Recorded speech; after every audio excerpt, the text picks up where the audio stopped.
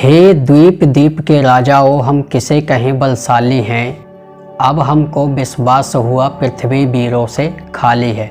इस तरीके से काव्य के रूप में आपने रामायण को कथा, भागवत, रामलीला, नाटक आदि में जो कलाकार प्रदर्शन करते हैं उनके मुख से सुना होगा। रावण ने धनुष को क्यों नहीं उठाया था? क्या रावण वास्तव में सीता स्वयंवर धनुष यज्ञ में आया था? जब रावण कैलाश पर्वत को उठा सकता है तब उसने धनुष को क्यों नहीं उठाया था?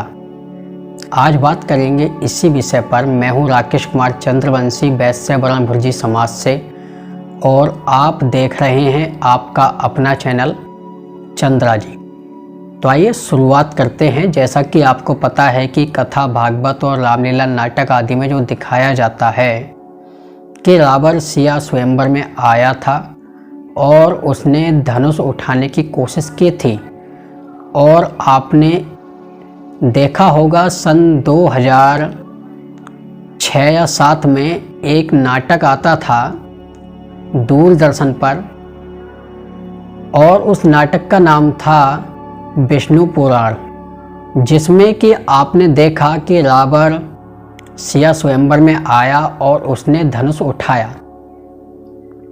अब रामलीला नाटक वाले इस चीज़ को काफ़ी समय से दिखा रहे हैं। हालांकि बचपन में जब हम रामलीला देखने के लिए जाते थे तो वह जो है यही दिखाते थे कि रावण वहाँ पे आता है और धनुष को उठाता है, लेकिन धनुष उठता नहीं है और रावण की उंगली धनुष के नीचे दब जाती है। तब बड़ी मेहनत से जोर लगाने के बाद में उंगली उठती है। मैं हूं राकेश कुमार चंद्रवंशी, वैश्य वर्ण भुर्जी समाज से, और आप देख रहे हैं आपका अपना चैनल चंद्रा जी। अगर अभी तक आपने YouTube चैनल चंद्रा जी को सब्सक्राइब नहीं किया है तो चैनल को सब्सक्राइब करें, वीडियो को लाइक करें और जितना हो सके वो अधिक से अधिक शेयर करें ताकि जानकारी दूसरों तक पहुंच जाए। और यदि आपके मन में किसी भी तरह का कोई भी प्रश्न है तो कमेंट के माध्यम से पूछ सकते हैं। हम उस प्रश्न का उचित उत्तर देने की कोशिश करेंगे। तो इस तरीके से दिखाया जाता है कि रावण की उंगली धनुष के नीचे दब जाती है। अब इसमें कितनी सच्चाई है, हालांकि बाद में मैं आपको बताऊंगा कि रावण वहां पर आया था या नहीं आया था। तो सबसे पहले इसमें आप देखेंगे, जैसा कि हमारे कथा, भागवत वाले और रामलीला नाटक वाले जो भी कलाकार हैं वो क्या दिखाते हैं, तो मैं आपको दिखा दूं। वाल्मीकि रामायण में तो और कुछ लिखा है, लेकिन वाल्मीकि रामायण आपको जो मिल भी नहीं पाएगी, क्योंकि वह उन्हीं लोगों के पास में होती है जो हैं रामायण के विषय में जानने के इच्छुक होते हैं। तो मेरे पास में ये जो है रामचरितमानस है, और रामचरितमानस में आप बालकांड दोहा संख्या 255 में देख सकते हैं। यहाँ पे लिखा है,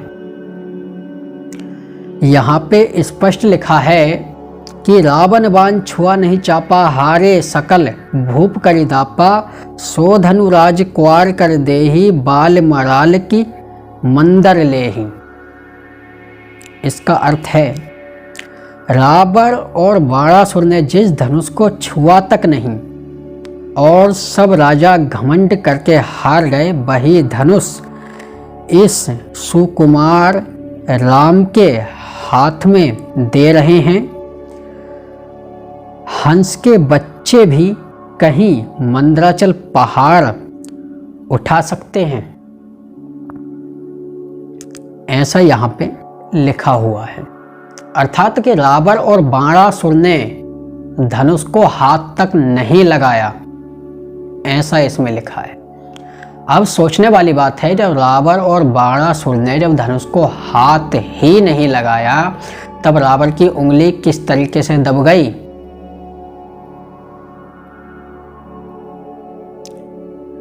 तो जो रामलीला नाटक वाले और कथा भागवत वाले जो रामायण को काव्य के रूप में आपको गाकर सुनाते हैं, तो मैं आपको बता दूं कि वह रामचरितमानस से नहीं सुनाते हैं। अगर रामचरितमानस से सुनाते तो उन्हें ये पता होता कि रामचरितमानस में ऐसा कहीं से ले कहीं तक लिखा ही नहीं है कि रावण वहाँ पे आया और आकर के उसने धनुष को उठाया और धनुष के नीचे उसकी उंगली दब गई। उंगली दबने की चर्चा कहीं से लेके कहीं तक ना ही तो रामचरितमानस में और ना ही वाल्मीकि रामायण में लिखी हुई है। अब रावण आया या नहीं आया इस विषय में विचार करेंगे। तो जो कथा भागवत वाले और रामलीला नाटक वाले जो सुनाते हैं वह यह वाली रामायण है। इसको कहा जाता है राधे श्याम रामायण और ये इस तरीके से लिखी गई है कि जो भी गायक हैं रामलीला नाटक वाले या कथा भागवत वाले वह उसे बड़े ही अच्छी तरीके से ढोलक बाजे पर लय के अनुसार गा सकते हैं और जो भी श्रोता हैं उनको सुना सकते हैं। तो ये उसी हिसाब से डिजाइन की गई राधे श्याम रामायण है। और ये मैं आपको बता दूं जो नेपाल की सरकार है उसके द्वारा मान्यता प्राप्त है। तो जो रावण की वो चर्चा धनुष यज्ञ में आया और आकर के उसने धनुष को हाथ लगाया, उसकी उंगली दब गई। हालांकि इसमें आने की तो चर्चा की गई है लेकिन उंगली दबने की चर्चा इस रामायण में भी नहीं की गई है। चलिए, तो यहां से ये पता चल गया कि रावण ने धनुष को हाथ ही नहीं लगाया, जो ये कथा भागवत वाले आदि जो बता रहे हैं गुरु घंटाल मूर्ख कहीं के, बिना पढ़े लिखे अनपढ़ गवार कहीं के, ये सिर्फ बेवकूफ बना रहे हैं। चलिए अब देखते हैं कि धनुष क्या था और रावण ने धनुष को उठाया या नहीं उठाया, रावण वहां पे आया था या नहीं आया था। ये मेरे पास में वाल्मीकि रामायण है और वाल्मीकि रामायण में मैं आपको बताता हूँ कि कहाँ क्या लिखा है। यहाँ पर आप देखेंगे वाल्मीकि रामायण में कि यहाँ पे जो धनुष यज्ञ जब धनुष टूटा था उसकी क्या चर्चा मिलती है। हालांकि ये मैंने आपको पहले ही बता दिया कि जब धनुष टूटा, श्री राम और सीता का विवाह हुआ, तब माता सीता की उम्र कितनी थी और श्री रामचंद्र जी की उम्र कितनी थी, वो वीडियो मैं पहले ही बना चुका हूँ। अगर आपने अभी तक उस वीडियो को नहीं देखा है तो लिंक वीडियो के डिस्क्रिप्शन में आपको मिल जाएगा, आप वहाँ से उस वीडियो को देख सकते हैं। तो यहाँ पे आप देखेंगे श्लोक संख्या 6 में क्या लिखा है। वाल्मीकि रामायण सर्ग 26 में यहाँ पे श्लोक संख्या 6 में लिखा है। बात उस समय की है जब विश्वामित्र जी महाराज दशरथ से कहते हैं कि जो धनुष है यज्ञ का, उस धनुष को आप श्री राम और लक्ष्मण को दिखाइए। तब विश्वामित्र जी के कहे अनुसार महाराज जनक उस धनुष को मंगाते हैं और श्री राम को दिखाते हैं। और उसके बाद में जनक जी बोलते हैं, ये आप श्लोक संख्या 6, 7, 8, 9, 10, 11, 12 तक पढ़ सकते हैं। यहाँ पे क्या लिखा है, यहाँ पे लिखा है, हे मुनिश्रेष्ठ, यह धनुषों में श्रेष्ठ धनुष आ गया है। हे महाभाग, आप इसे राजकुमार को दिखाइए। धर्मात्मा विश्वामित्र राजा जनक के इन वचनों को सुन राम से बोले, वत्स, इस धनुष को देखा। विश्वामित्र जी का आदेश पा राम उस पेटी को जिसमें धनुष था खोलकर और धनुष को देखकर बोले, हे ब्राह्मण, अब मैं इस धनुष को हाथ लगाता हूँ। मैं इसे उठाकर इस पर चिल्ला अर्थात चाप, डोरी, प्रत्यंचा चढ़ाने की कोशिश करता हूँ। राजा और मुनि विश्वामित्र के बहुत अच्छा कहने पर श्री राम ने उस धनुष को बड़ी सरलता से बीच से पकड़ के उठा लिया। सहस्त्रों मनुष्यों के समक्ष श्री राम ने बिना प्रयास ही उस धनुष पर रौंदा भी चढ़ा दिया। महायशस्वी और बलवान श्री राम ने चाप, प्रत्यंचा चढ़ाने के पश्चात जो ही उसे खींचा, उस धनुष के बीच से 2 टुकड़े हो गए। यहाँ पे यही लिखा है धनुष भंग में, वाल्मीकि रामायण बालकांड सर्ग 26 में, श्लोक संख्या 6, 7, 8, 9, 10, 11, 12 में। अर्थात श्री राम ने बिना प्रयत्न के ही उस धनुष को उठा लिया और उस पर प्रत्यंचा चढ़ाकर ज्यों ही खींचा, वैसे ही उस धनुष के 2 टुकड़े होकर जमीन पर गिर पड़े। वाल्मीकि रामायण में रावण का तो कहीं पे जिक्र ही नहीं आया है, रावण का नाम ही नहीं आया है। और ये रामायण कब की है, ये मैं पहले ही आपको बता चुका हूं कि आज से 8-9 लाख साल पहले की लिखी हुई वाल्मीकि रामायण है। और महर्षि वाल्मीकि से पहले रामायण को किसी ने भी नहीं लिखा था।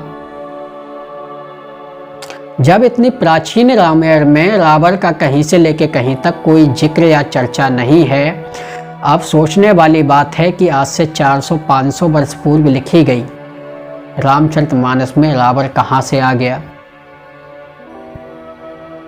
राधे श्याम रामायण में रावण का नाम आया है, तब इसमें रावण का नाम कहाँ से आ गया।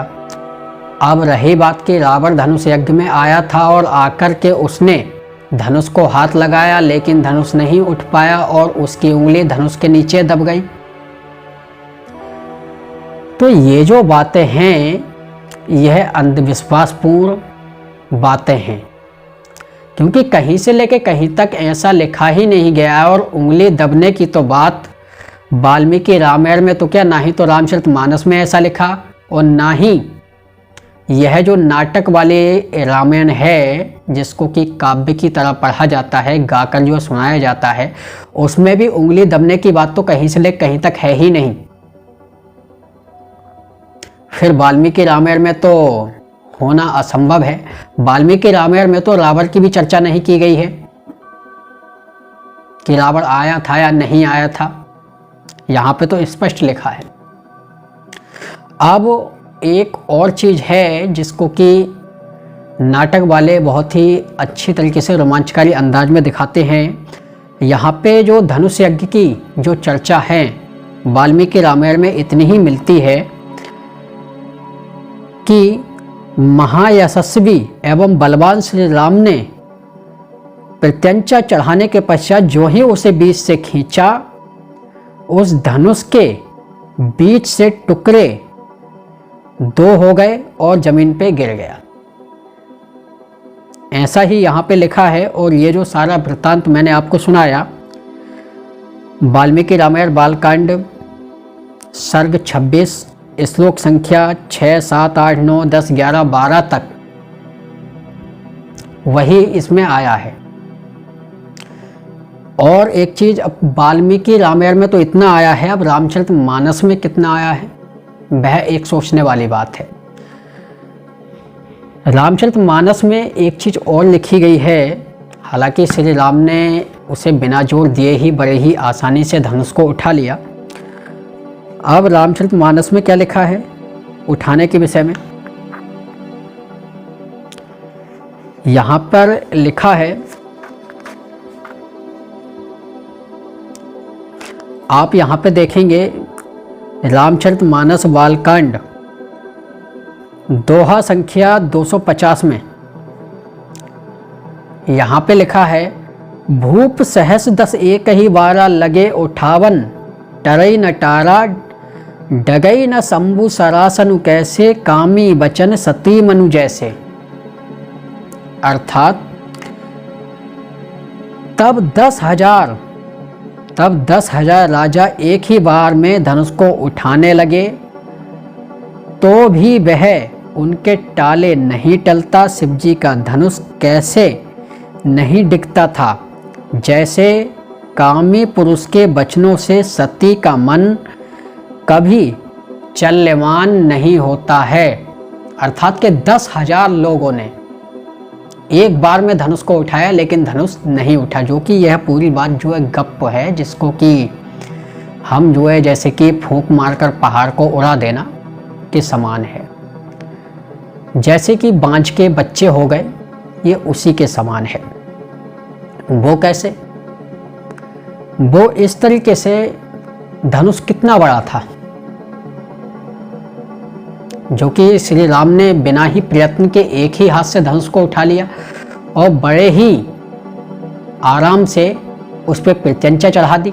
बीच से खींचा, पता चला धनुष जो टूट गया। कितना बड़ा धनुष था। 10,000 लोगों ने एक साथ मिलकर के धनुष को उठाया। क्या राजा कीड़े मकोड़े थे? कोई कीड़े मकोड़े तो नहीं होंगे।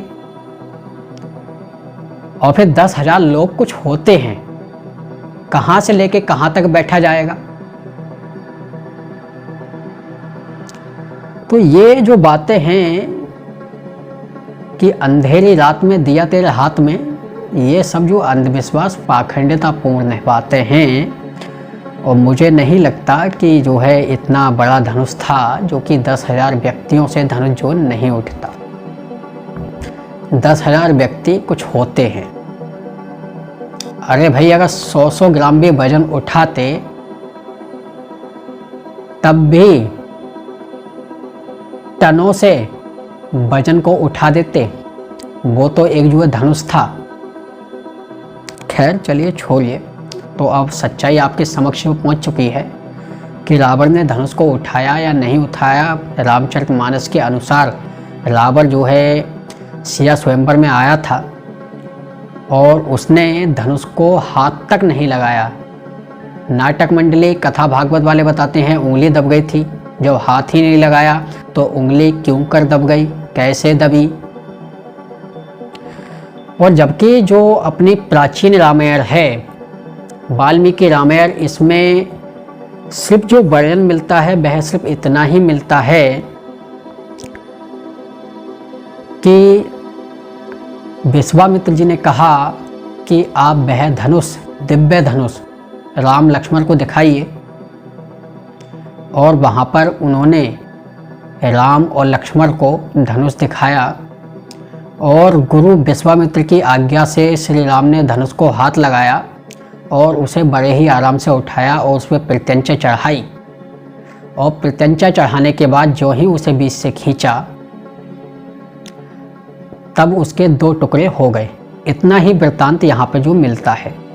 और पहले मैंने आपको वाल्मीकि रामायण में दिखाया था कि जब धनुष यज्ञ को उठाने के लिए जो देश विदेश से राजा महाराजा आए थे, लेकिन वह धनुष जो नहीं उठा पाए थे। तब क्या हुआ? जब वह धनुष जो नहीं उठा पाए तो सभी राजा युद्ध करने के लिए तैयार हुए। तब राजा जनक ने उन सभी राजाओं से युद्ध किया और युद्ध में वो सारे के सारे राजा हार गए थे, जिन्होंने धनुष उठाने की कोशिश की थी लेकिन धनुष नहीं उठ पाया था। अब यह कह देना उनने के 10,000 ने एक ही बार में धनुष उठाया, फिर भी जो है धनुष जो नहीं उठा, ऐसी वाल्मीकि रामायण में कहीं पे चर्चा नहीं है। तो आज और अभी के लिए इतना ही। जल्द मिलेंगे आपसे अगली वीडियो में। तब तक के लिए आप सभी को जय श्री राम, जय श्री कृष्ण। अगर अभी तक आपने चंद्रा जी यूट्यूब चैनल को सब्सक्राइब नहीं किया है तो चैनल को सब्सक्राइब करें, वीडियो को लाइक करें और जितना हो सके अधिक से अधिक मात्रा में शेयर करें। तो चलिए आज और अभी के लिए इतना ही। मेरे साथ एक बार बोलें जय श्री राम, जय श्री कृष्ण और बोलिए सत्य सनातन वैदिक धर्म की जय।